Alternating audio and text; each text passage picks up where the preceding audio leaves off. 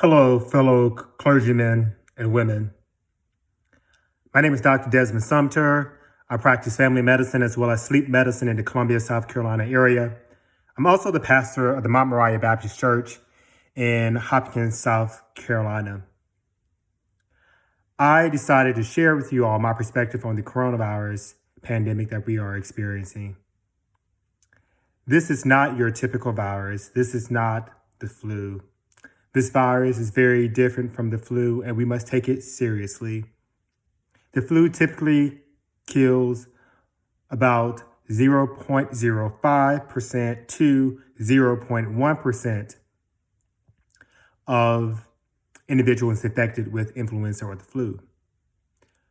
Whereas the coronavirus, at least according to data out from China, the coronavirus death rate or mortality rate is around 3.5%.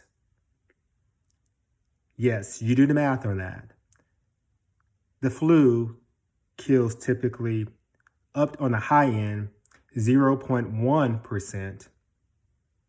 And this virus that we're dealing with now, the coronavirus, in China killed approximately 3.5%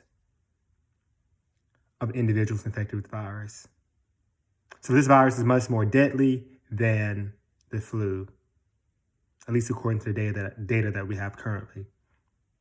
Additionally, data out of Italy suggests that the virus impacts the elderly in our communities and those with illnesses in a much more profound manner. Individuals greater than the age of 60 and those who have diseases such as diabetes, lung disease, heart disease, and autoimmune disorders were much likely to suffer severe complications from coronavirus infection and or die. 97% of those who died in Italy were older than the age of 60. Therefore, it is imperative that we help to stop the spread of this virus so that we can protect the most vulnerable members of our societies, community, and churches, our elders, our seniors, and those with multiple medical conditions that I mentioned earlier.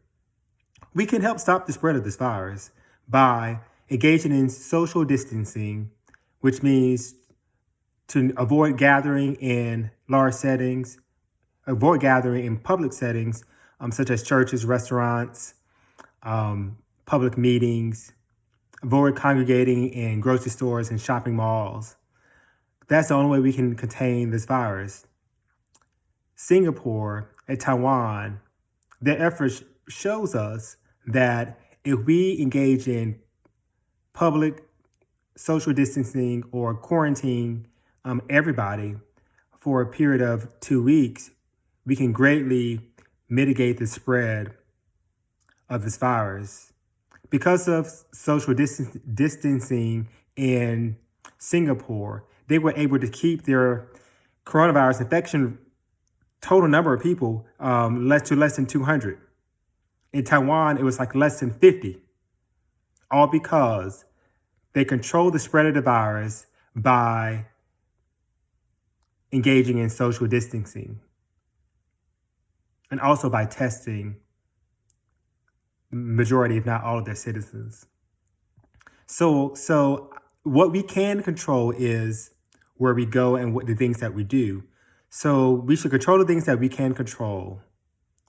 And so I would encourage you to cancel your worship services so that people may isolate themselves from one another, so that we can help our public health officials and doctors and others contain this virus so that we don't experience large number of deaths because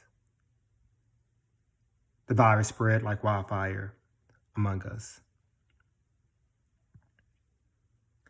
I will end by saying we must continue to pray without ceasing, follow the advice of public health officials and others, and continue to trust in the Lord. Our churches will be okay. We will survive this like we survived many other challenges in times past.